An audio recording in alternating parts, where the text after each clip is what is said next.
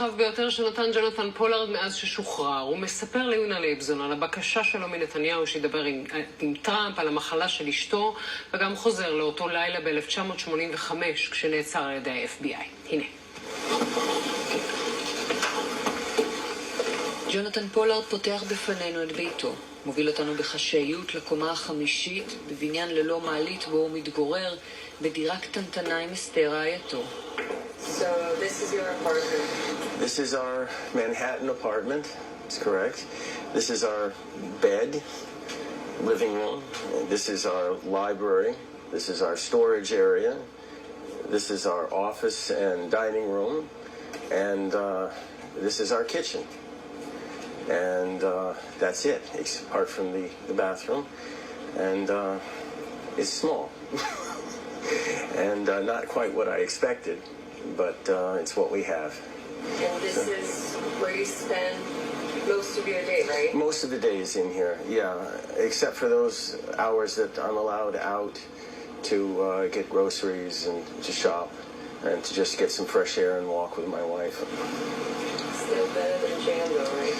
Being on the outside is always better than jail, but it's a virtual jail because I have to be very careful about time and location and what I'm doing, and this thing tracks constantly, and so I have to be aware of everything. כבר בהתחלה חשוב לו להדגיש, בוחר להתראיין אחרי שווידא שזה לא מסכן אותו, הוא מעוניין לפרסם את דבריו. I want to make it very clear before I start, though, that I'm not doing anything in violation of my parole guidelines at all. So I want people to be reassured on that score. I specifically invited you here to our home so that people wouldn't see an interview on the street that they would misinterpret as an ambush, that you just happened upon us and you threw a camera up and said talk. Why did you decide to talk?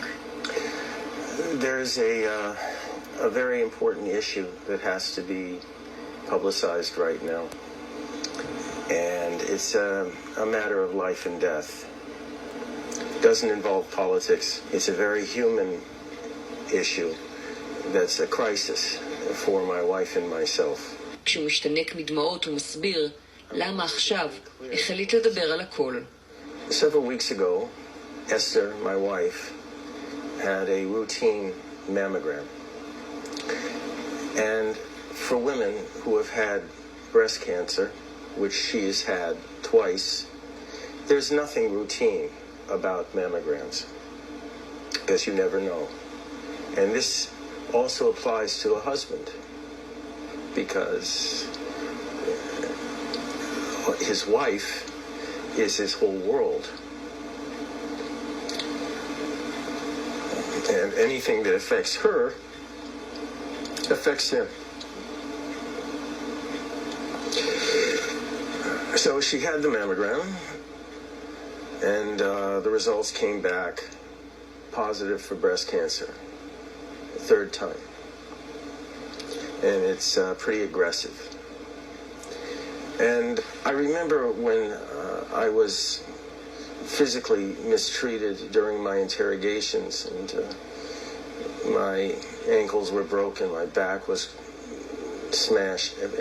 I never got emotional about the whole thing. I was kind of professional about it. But this has completely shaken me. כשמקבלים את הבשורות, פולארד מבין שהוא חייב לעדכן את הדרגים הגבוהים ביותר, כדי שיוכל להיות לצד אשתו בטיפולים.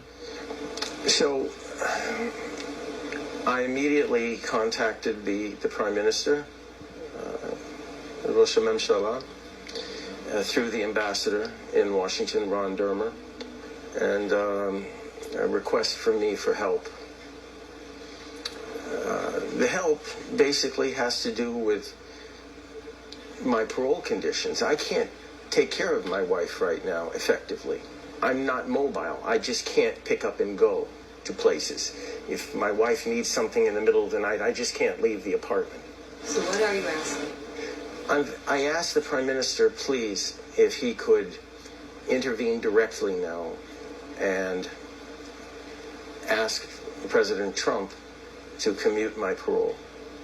Given the very good relationship between the two men, I'm hopeful that the president will cut my parole, terminate my parole, so that I can take care of my wife, and that we can eventually come home for her recovery. What was his answer? He's going to get involved. He is, I feel confident that he will make that call. He was pretty shocked when he found out what was going on. Did you talk to him? No, I didn't talk to him, but his reaction was conveyed to me. And it was what I assumed it would be. Esther, my wife, has had many dealings with the Prime Minister, so she wasn't somebody who he didn't know. הפעם הוא לא מאשים את ראש הממשלה ולא מדבר על אכזבה. כנראה שהוא מבין שנוכח הנסיבות ההומניטריות, ואולי גם בתזמון הפוליטי הזה, עכשיו יותר מתמיד נתניהו יכול לסייע לו להקל בתנאיו ולהגיע לישראל. You were very angry about his dealing with this issue. Well, it takes sometimes a real crisis to drive the point home. And this is one of those situations. And I'm hopeful that he will make this call and we can get this horrific parole conditions removed. If not, what is the meaning for you, for Esther? Very difficult. It's going to make a very difficult situation almost impossible. I want to ask husbands to put themselves in my situation, where you can't really accompany your wife to chemotherapy, which is not a pleasant experience, where in the middle of the night, if she needs something, you can't get up and just go get something.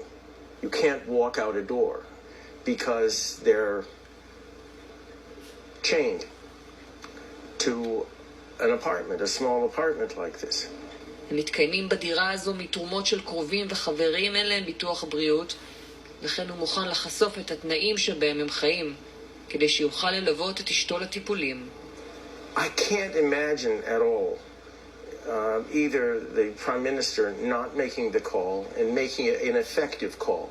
That's the point, an effective call. And on the other hand, I can't imagine this particular president refusing him. But for many Americans, they see this story as betrayal in the U.S. So of course. That's so different. Well, a lot of people have been misinformed about the case itself. A lot of people think that I was guilty of treason. I never was. Never accused, never convicted of that. But Israel's enemies in this country have so twisted this story and have so misrepresented it that they are using me as a weapon against Israel. And do you think President or people around the President understand that? Yes. But maybe he is afraid of the critic that could be this kind of group. There's one thing I'm sure about in terms of President Trump. He doesn't care about criticism. They have nothing to be afraid of. You know, I've done 30 years. I've paid a price. I'm not asking to get out of anything. I'm asking for consideration, humane consideration. פולארד ממשיך לטעון בתוקף שלא הציע את המידע למדינות אחרות ושפעל ממניעים ציוניים בלבד, שהוא מבחינתו עשה את זה כדי להגן על המדינה בשאז לא הייתה לו כל ברירה. הוא חוזר איתנו גם לרגע ההוא בשגרירות ארצות הברית, כשהדלתות נסגרות והוא מבין שהוא הולך לכלא. Do you forgive the Israeli government for not letting you in the embassy? I remember that day very well. And it was the end of all of my assumptions as far as Israel was concerned. I remember when the FBI handcuffed me. I looked back at the embassy and all of the blinds were closing, like a big eye closing. And I noticed a few people whom I recognized. And I just said to myself, I can't believe they're doing this. And it wasn't really so much for me. It was the message that was being sent out, not just to other agents who might be in a similar situation, God forbid, but to our enemies. This is what the Israelis do for their own people? Good. Good. Their loyalty isn't as strong as they say it is. But Rafi Tan said we were not supposed to come to the embassy. Yeah, well, the FBI was everywhere. Security was in the front of the house, on top of the house, behind the house. They had a helicopter overhead. There was no physical way of doing that. And I had warned people that I was living in a death trap. There was no way out. And they didn't care about that. פולארד מבין את ההזדמנות, אבל עבור האמריקנים זו לא עוד מחווה לישראל. הם רואים אותו כבוגד, ולכן מהלך כזה של נשיא טראמפ קשה הרבה יותר. You have to understand that for me, for the past 30 years almost, my wife, Esther, has been fighting for my life. And now I'm fighting for hers. But I need help. ואולי באמת נוצרה ההזדמנות להביאו לארץ, אולי אפילו לפני ה-17 בספטמבר. רק לומר שבעקבות הרעיון מלשכת ראש הממשלה נמסר, ישראל נותרה מחויבת להשבת ג'ונתן פולארד. ראש הממשלה ימשיך לפעול עד להשבתו לישראל. בעקבות הבדיקה המיוחדת ששידר